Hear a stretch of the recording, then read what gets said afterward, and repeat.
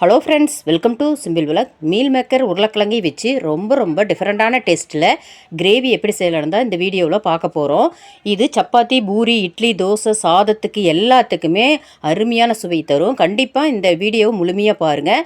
இந்த meal maker உருளைக்கிழங்கு கிரேவிக்கு என்னென்ன பொருட்கள் போட்டு எந்த மாதிரி செஞ்சு காமிச்சிருக்கிறேன்னு பார்த்து தெரிஞ்சுட்டு நீங்களும் கண்டிப்பாக இந்த டேஸ்ட்டில் ட்ரை பண்ணி பாருங்கள். எல்லாருக்குமே பிடிக்கும். ரொம்ப டிஃப்ரெண்ட்டான சுவையும் தரும். நம்ம சேனலை இது வரைக்கும் சப்ஸ்கிரைப் பண்ணலைன்னா சப்ஸ்கிரைப் பண்ணிவிட்டு பெல் ஐக்கானில் ஆளுங்கிற பட்டனை கிளிக் பண்ணிக்கோங்க. நம்ம வீடியோ லைக் பண்ணிக்கோங்க. வாங்க இதை எப்படி செய்யலான்னு பார்க்கலாம். அதுக்காக உருளைக்கிழங்கு, மீன் மேக்கர் ரெண்டுமே சரி அளவு எடுத்துருக்கிறேன். உருளைக்கிழங்கு ஒரு 3 உருளைக்கிழங்கு மேல் தொலி நீக்கிட்டு பொடியாக கட் பண்ணி வச்சுருக்கிறேன். மீல் மேக்கர் 1 கப் எடுத்துருக்கிறேன். சின்ன மீன் மேக்கர் எடுத்துருக்கிறேன். பெரிய சைஸும் இருக்குது. நீங்கள் 2ல் எது வேணாலும் எடுத்துக்கலாம். நீங்கள் சின்ன சைஸ் வாங்கும்போது கரெக்டான அளவாக இருக்கும். கட் பண்ணி போட தேவையில்லை, அப்படியே போட்டுக்கலாம். இப்போது முதல்ல மீல் மேக்கரையும் உருளைக்கிழங்கையும் தனித்தனியாக வேக வச்சு எடுத்துக்கலாம். அதுக்காக அடுப்பை ஆன் பண்ணிவிட்டு கடாயை அடுப்பில் வச்சுட்டு 1 கப்பு தண்ணி சேர்த்திட்டு பொடியாக கட் பண்ணி வச்சுருக்கிற உருளைக்கிழங்கை சேர்த்திக்கலாம். தண்ணி சூடானதும் உருளைக்கிழங்கு போட்டுட்டு கொஞ்சமாக கல்லுப்பு சேர்த்தி ஒரு கொதி விட்டாவே உருளைக்கிழங்கு வெந்துடும். பொடியாக கட் பண்ணி சேர்த்திருக்கனால சீக்கிரமே வந்துடும். பாருங்கள், ஒரு கொதியில் நல்லா வெந்துருச்சு. ரொம்பவும் குழைய வேக வைக்காமல் கரெக்டான பதத்தில் வேக வச்சு எடுத்துக்கணும். இந்த மாதிரி இப்போது வேக வச்சுருக்கிற உருளைக்கிழங்கு வடிகட்டியை வச்சு வடித்து எடுத்து தனியாக எடுத்து வச்சுக்கலாம். தண்ணி இல்லாமல் வடித்து எடுத்து வச்சுக்கோங்க.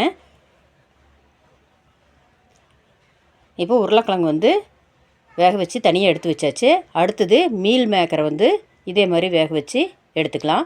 இப்போ அதே கடாயில் 1 கப்பு தண்ணி சேர்த்திட்டு தண்ணி சூடானதும் இதில் மீல் மேக்கரை சேர்த்திக்கலாம். கொஞ்சமாக கல்லுப்பு சேர்த்திட்டு சூடானதும் ஸ்டவ் ஆஃப் பண்ணிக்கலாம். ரொம்பவும் கொதி விட தேவையில்லை. இது கொஞ்சமாக சூடானதுவே வெந்துடும். இப்போது நல்லா வெந்துருச்சு பாருங்கள். இப்போ ஸ்டவ் ஆஃப் பண்ணிவிட்டு இதை குளிர்ந்த தண்ணியில் வடிகட்டி சேர்த்திக்கலாம். இப்போ ஒரு கப்பில் 1 கப்பு குளிர்ந்த தண்ணி சேர்த்திட்டு மீல் மேக்கரை இதில் வடிகட்டி சேர்த்திக்கலாம். குளிர்ந்த நீரில் சேர்க்கும்போது சீக்கிரமாகவே வடித்து எடுத்துக்கலாம். ஏன்னா மீல் மேக்கர் அப்படி சேர்த்தக்கூடாது. இதில் இருக்கிற தண்ணி புளிஞ்சு தான் சேர்க்க வேணும். அதனால் நீங்கள் உடனே குளிர்ந்த நீரில் சேர்த்திட்டு இதை கையால் இப்படி புளிஞ்சு ஒரு கப்பில் எடுத்து வச்சுக்கலாம். இப்போ எல்லா மீன் மேக்கரையும் புளிஞ்சு கப்பில் எடுத்து வச்சாச்சு. இது ஒரு ஓரமாக இருக்கட்டும். இப்போ வாங்க இந்த கிரேவி எப்படி செய்யலான்னு பார்க்கலாம். அதுக்காக கடாயை அடுப்பில் வச்சுட்டு எண்ணெய் ஒரு 3 டேபிள் ஸ்பூன் எண்ணெய் சேர்த்திக்கிட்டு எண்ணெய் சூடானதும் இதில் 1/2 டீஸ்பூன் மட்டும் கடுகு சேர்த்திட்டு உளுந்தம்பருப்பு 1/2 டீஸ்பூன் சேர்த்தி நல்லா பொரிய விட்டுட்டு இதில் பொடியாக கட் பண்ணி வச்சுருக்கிற 3 பெரிய வெங்காயத்தை இதோடு சேர்த்திக்கலாம். கருவேப்பிலை ஒரு இனுக்கு சேர்த்திட்டு வெங்காயத்தை வதக்கிக்கலாம். வெங்காயம் வதக்கும் போது இதோட ஒரு 4 முழு பூண்டு சேர்த்தி வதக்கி விட்டுக்கலாம். நல்லா டேஸ்ட்டாக இருக்கும். முழு பூண்டு சேர்த்தும் போது நல்லா வெங்காயம் பூண்டெல்லாம் நல்லா கண்ணாடி பதத்துக்கு வதக்கிட்டு இதில் ஒரு 10 பல் பூண்டு தட்டி சேர்த்திக்க வேணும். இஞ்சி கொஞ்சமாக ஒரு சின்ன சைஸ் இஞ்சி எடுத்து அதையும் தட்டி சேர்த்திக்க வேணும். பூண்டு இஞ்சி தட்டி சேர்த்தும் போது நல்லா கூடுதல் மணத்தை கொடுக்கும், டேஸ்ட்டும் கொடுக்கும் இந்த கிரேவிக்கு. இப்போ நல்லா வெங்காயம், பூண்டு, இஞ்சி எல்லாம் கண்ணாடி பதத்துக்கு வதக்கியாச்சு. நல்லா வாசனை வர வரைக்கும் பூண்டை வதக்கிட்டு இதில் 4 தக்காளி, பழுத்த தக்காளியை எடுத்து பொடியாக கட் பண்ணி சேர்த்திக்கலாம். தக்காளி சேர்த்திட்டு கல்லுப்பு கொஞ்சமாக சேர்த்தி தக்காளி நல்லா குழைய வதக்கிக்கலாம். கல்லுப்பு சேர்த்தி வதக்கும்போது தக்காளி சீக்கிரமே வதக்கி வந்துடும். இப்போ தக்காளி நல்லா குழைய வதக்கியாச்சு. இந்த மாதிரி நல்லா குழைய வதக்கினது பிறகு தான் மசாலா பொருளெல்லாம் இதுக்கு சேர்த்த வேணும். கறி மசால் பொடி 2 டேபிள் ஸ்பூன் சேர்த்திக்கலாம். மல்லிப்பொடியும் 2 டேபிள் ஸ்பூன் சேர்த்திட்டு கரம் மசாலா 1/2 டீஸ்பூன் சேர்த்துனா போதுமானது.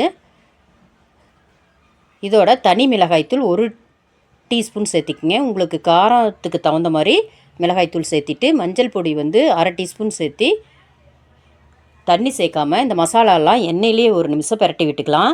அப்போ தான் நல்லா டேஸ்ட்டு கொடுக்கும் இந்த கிரேவிக்கு. உடனே தண்ணி சேர்க்கக்கூடாது.